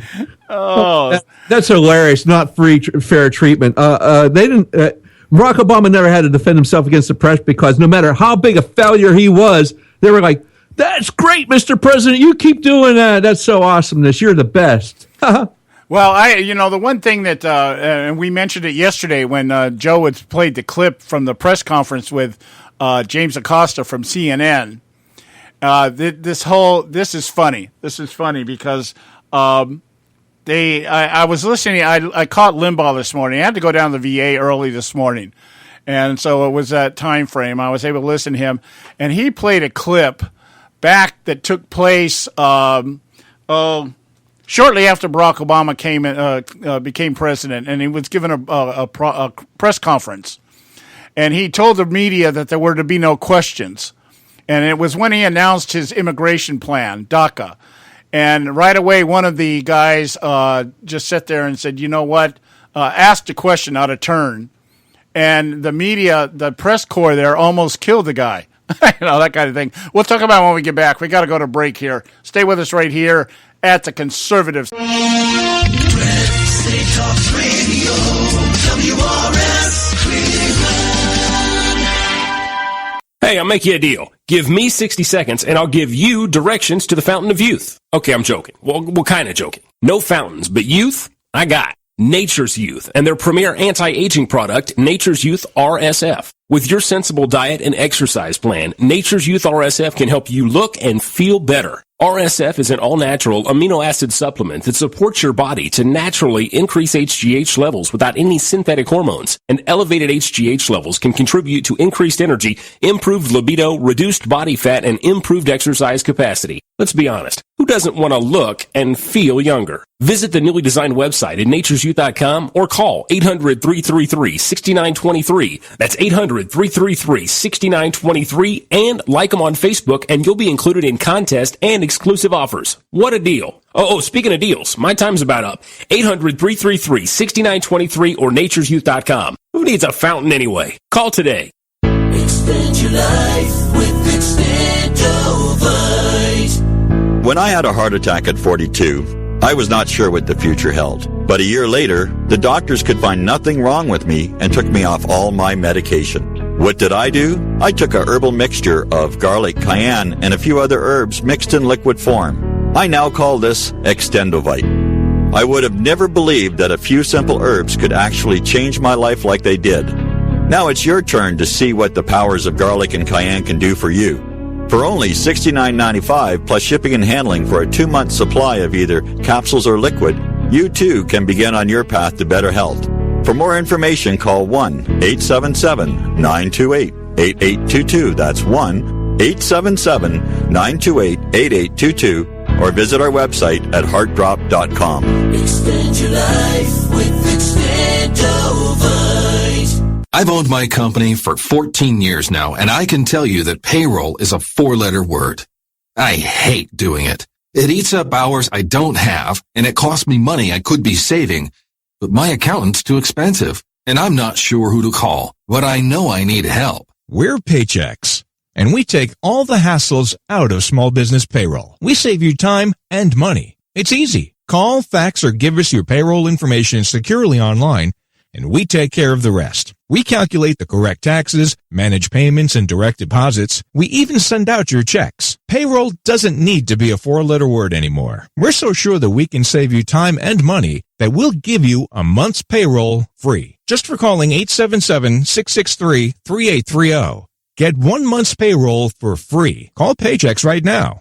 877-663-3830. That's 877-663-3830. Hey, I don't back anybody unless I believe in them. And I do believe in the value of investing in gold and silver. And the company I trust to buy my gold and silver from is Swiss America. I've been working with them for nearly a decade. I trust them, and you can too. Swiss America will help you sort through and find the best options available when you're considering investing in gold and silver coins. Listen, for over 30 years, Swiss America has been offering Americans what they want in their investments: safety, liquidity, quality, reliability, and a potential profit. Gold and silver have a place in every investor's portfolio. So, why not let Swiss America help you diversify your investment portfolio now? Call now for free information. 800-978-3907, 800-978-3907, 800-978-3907, 800-978-3907. Individuals and businesses with tax problems, listen carefully. Do you feel like you're losing control of your finances? If you owe over $10,000 in back taxes or have unfiled tax returns, we can help you take back control. The IRS is the largest and most aggressive collection agency in the world, and they can seize your bank accounts, garnish your paycheck, close your business, and file criminal charges. Take control of your tax problem now by calling the experts at U.S. Tax Shield and take advantage of the Fresh Start program and new laws that may allow us to negotiate a settlement for the lowest amount possible. Our team of tax attorneys and enrolled agents can stop collections and get you protected so you can take control of your financial future. U.S. Tax Shield offers a price protection guaranteed quote to get you protected today. U.S. Tax Shield is A+ rated with the Better Business Bureau, so call now. 800-380-2906. That's 800-380-2906. U.S. Tax Shield. 800-380-2906. And now back to the Conservative Syndicate, real conservative talk from real conservatives.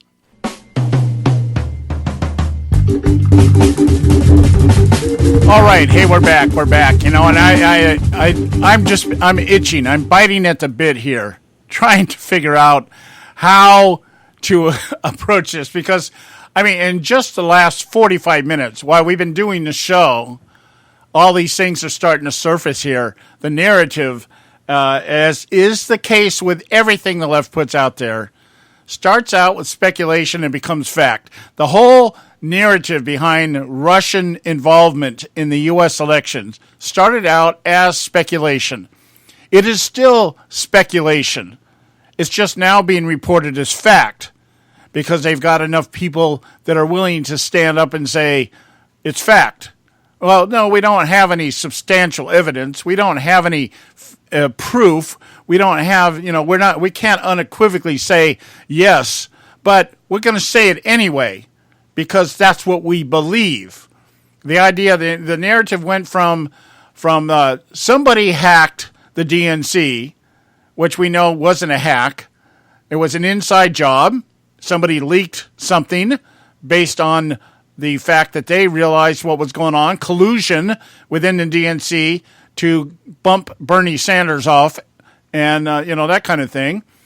And it came down to you'll remember just before the election they tried to float out this narrative that Donald Trump had some kind of connection with the Alpha Bank over in Russia, and it was because some computer expert out there said, well, there's a ping, a constant ping coming from some IP address over in Russia that's trying to hit the Trump IP address.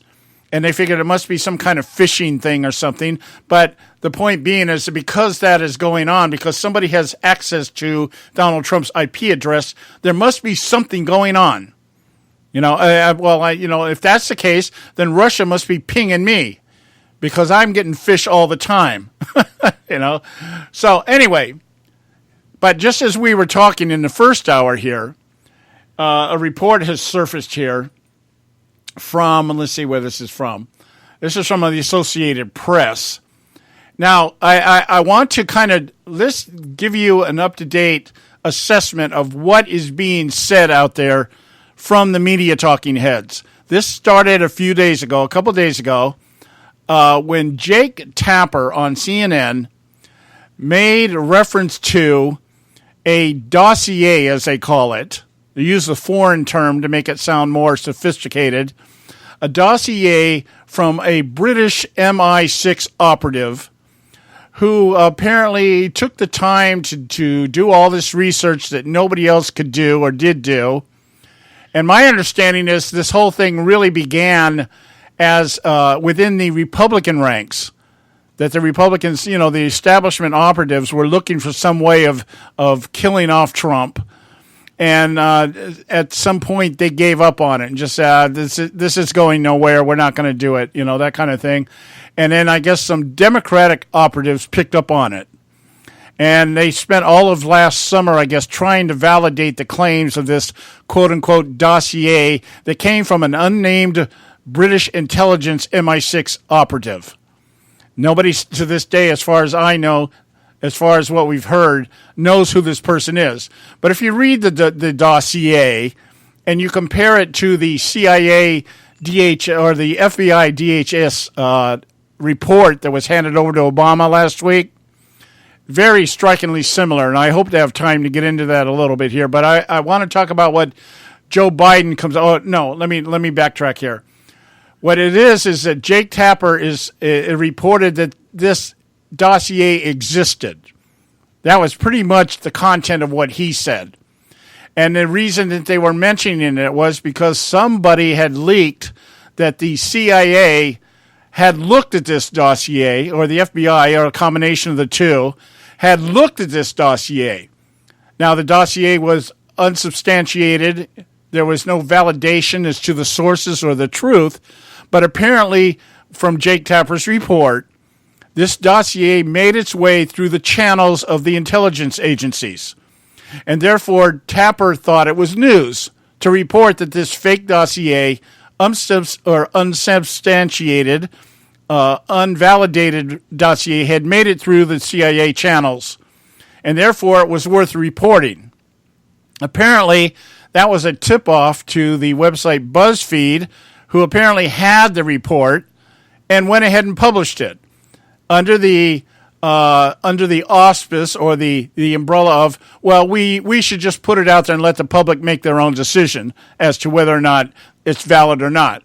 We don't need the facts if we can get the public to go along with us. Let's get the court of public opinion at least questioning whether or not Donald Trump catered or pandered to perverts with people he was doing business with, hiring prostitutes for business executives and stuff like that, keeping them up in Trump Tower, all this other kind of stuff. When Melania was out of town, I mean, that part of it is just, that's the perverted side of it.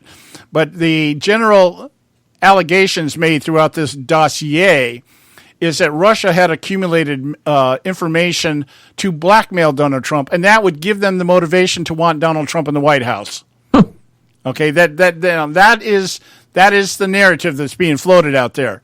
Not that the Hillary emails probably have already been hacked by every other national entity out there, and that they could be using information with her affiliation with the Clinton Foundation to blackmail her. See, we're trying to replace one narrative with another so that we can do what? We can exonerate Hillary Clinton. We can make her yesterday's news and put the narrative onto somebody else that nobody's looking. Well, the difference is one we know has already happened with the Uranium One, Ross Adam deal that we had with Hillary Clinton and the Clinton Foundation, because we know that's true because it's written down. Yeah.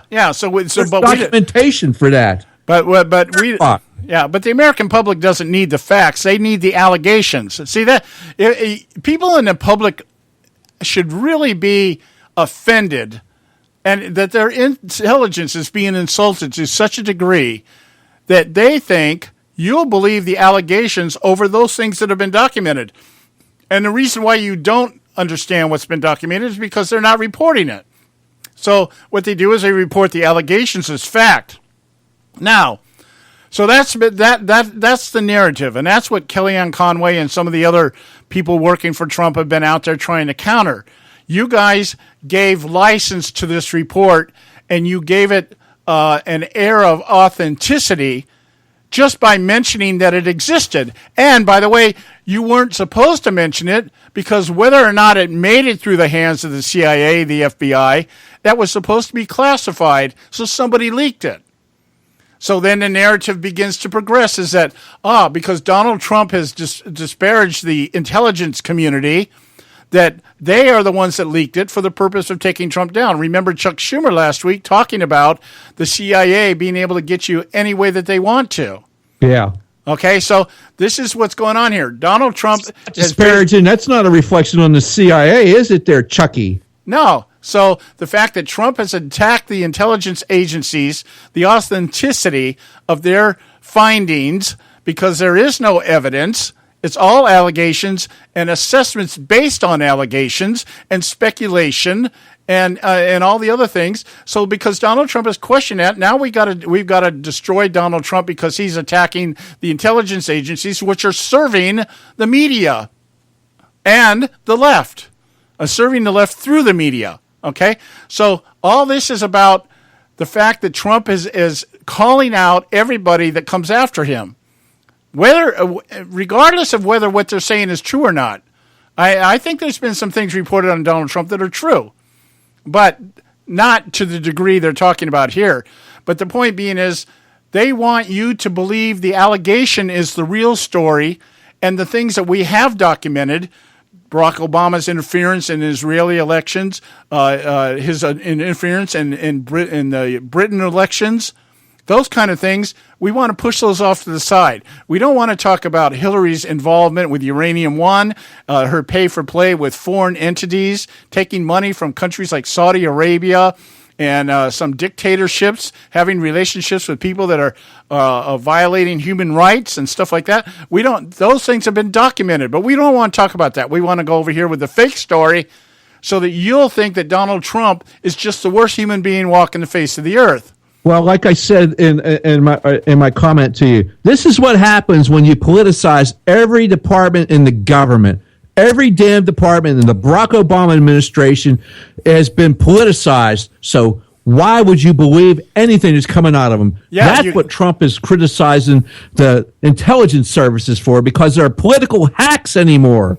Yeah. And here, we're seeing here, along with what Joe's saying, we learned today that FBI Director James Comey is now going to be investigated by the Department of Justice. So they didn't want to investigate Hillary Clinton for charges or for allegations that she had compromised classified information or that there was pay for play going on, but they want to now investigate the guy that was supposed to investigate the one that the charges should have been brought against.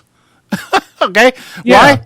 Why? And the other thing is you got Sessions over there going, well, because I said things about Hillary Clinton on the campaign trail, I'll recuse myself and not do any investigation. So if there's any investigation going to be done, it's going to be done under a special prosecutor, an independent prosecutor. So that way it's fair and above board. But you wouldn't hear that kind of crap out of this current administration whatsoever. Yeah. But Sessions is an evil, racist KKK member. Yeah. So this is all coming out. Well, anyway, we got to go to a break here. But when we get back here, I want to talk about Joe Biden now and Barack Obama being briefed on this false report about the false narrative that everybody on the left, as far as Obama and Biden, are sitting there going, I think Biden makes a reference to Obama. He says, Obama even asked, what's this even doing here? So what it's doing here, sir, it's helping to preserve your legacy. That's what it's doing. And we're trying to exonerate that Hillary Clinton lost the election because of everything other than the fact she was a lousy candidate and she's corrupt and she's a liar. All right, so we got to go to a break. We'll be right back. Stay with us right here at the Conservative Syndicate. There is an old saying, children should be seen but not heard. At no time is this more apparent than when politicians speak. TheConservativeSyndicate.net, the adults in the room. Hey folks, if you're like me, you don't place a whole lot of trust in today's media for the real truth and facts regarding the volatile world of finance and politics. When I want the real scoop on money, I go to the most trusted source I know, my good friend and colleague, Bob Cardoso. Bob is a noted expert with a PhD in international finance who airs his nationally known, globally syndicated show, Robert Cardoso Live Daily, Monday through Friday, 3 to 5 p.m. Pacific Time. With Bob, you get the right information at the right time from someone who knows his business and can help you make the right decisions concerning yours. Again, Bob airs daily, Monday through Friday, 3 to 5 p.m. Pacific Time. Visit his website at robertcardosolive.com for information regarding stations and topics. That's robertcardosolive.com. Check Bob out. You'll be glad you did.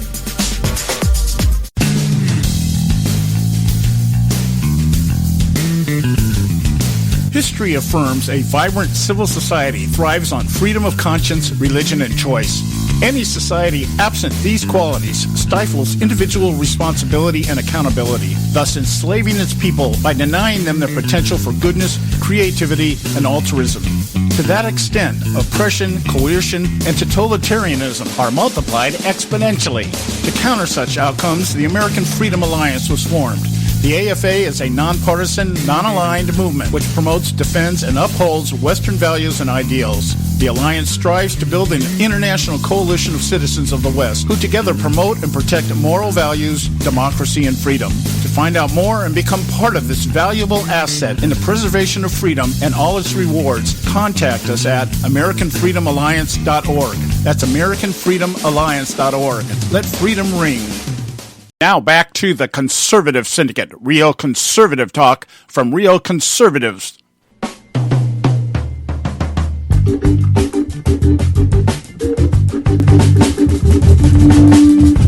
Okay, folks, we're back, and this is the Conservative Syndicate, real conservative talk by real conservatives. I'm your host, John Matthews, along with Joe Hakos.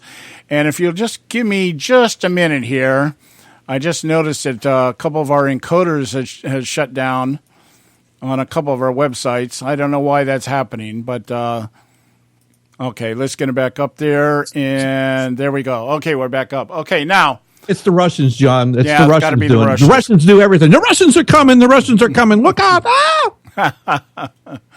All right. So this hour-long press conference that Joe Biden held with the Associated Press, I guess that's where this has all come down to, and other news outlets along with the Associated Press.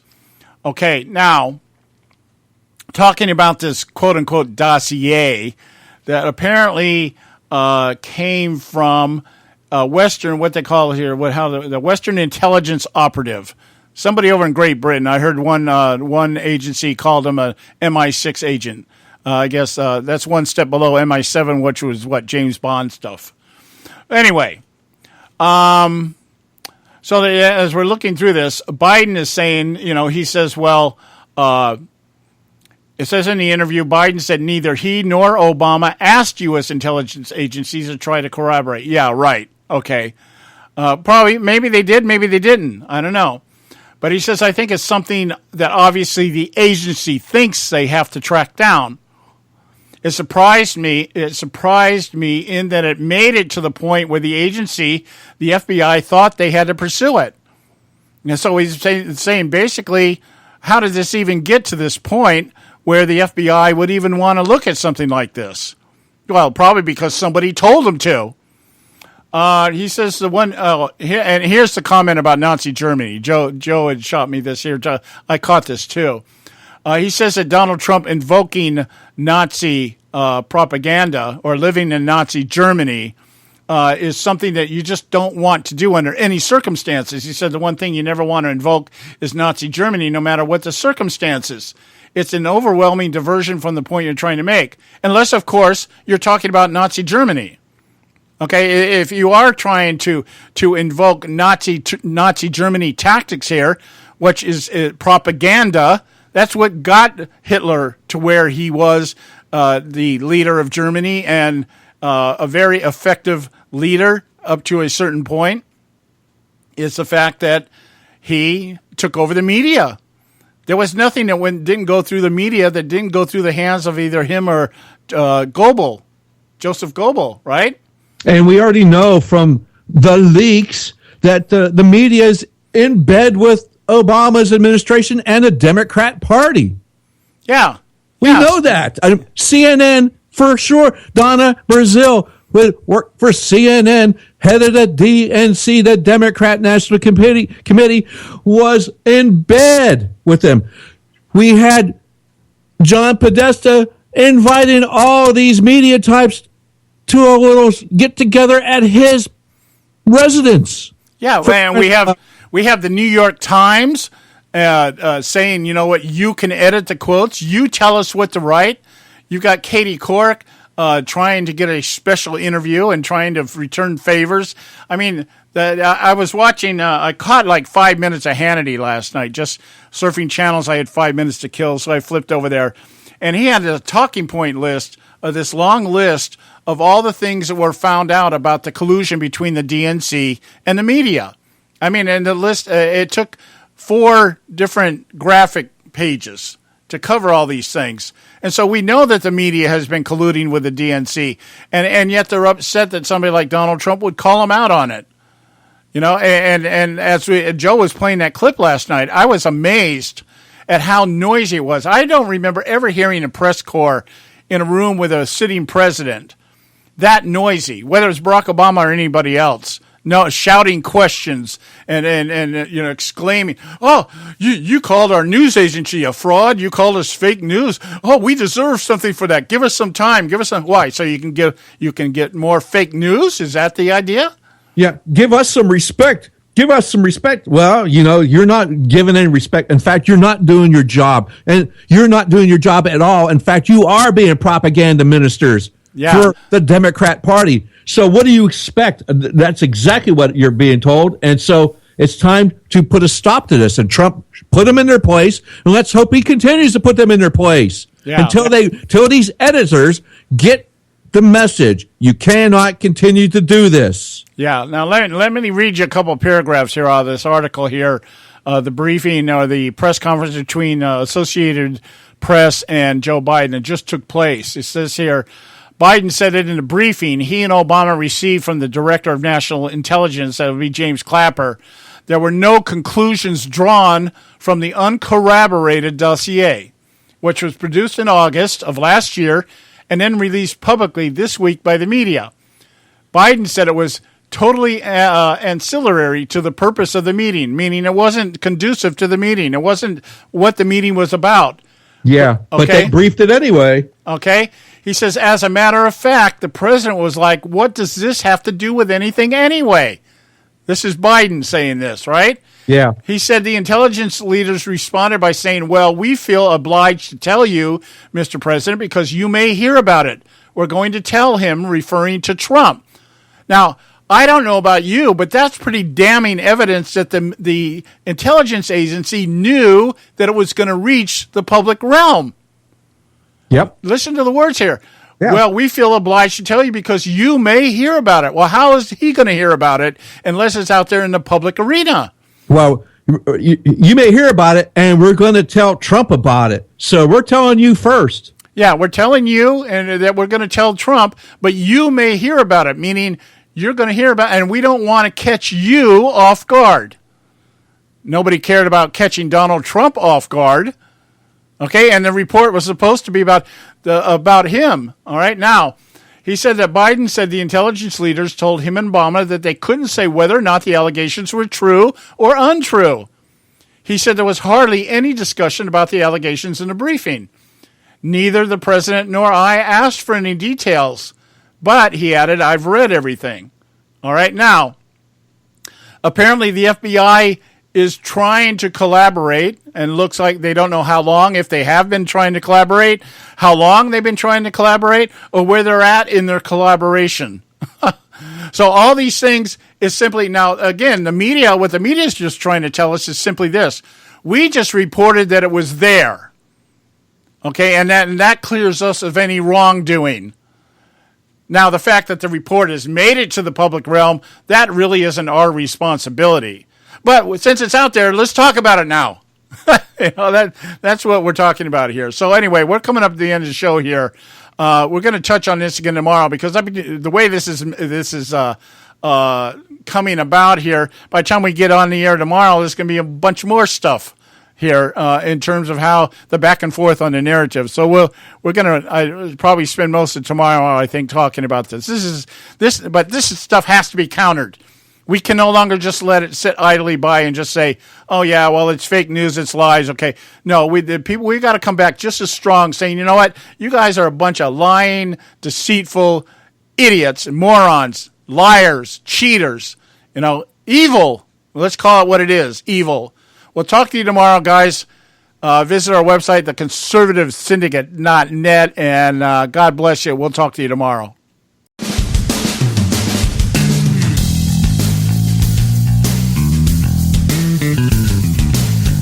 Thanks for tuning in to this edition of the Conservative Syndicate, the nationally acclaimed, globally syndicated, politically incorrect talk show that seeks to tear down the imaginary wall of separation between church and state. We want to make you aware you can find and access all our show archives at our website, theconservativesyndicate.net, as well as our broadcast stations and times. That's theconservativesyndicate.net. We so appreciate you taking the time to tune in, and we so look forward to continuing to bring you the best in uncompromised talk radio available on the net today. And remember, folks, it doesn't matter how many times you get knocked down in life. It only matters how many times you get up. I'm John Matthews, along with Joe Hayko, signing off until next time right here at the Conservative Syndicate. God bless you, and may God continue to bless America.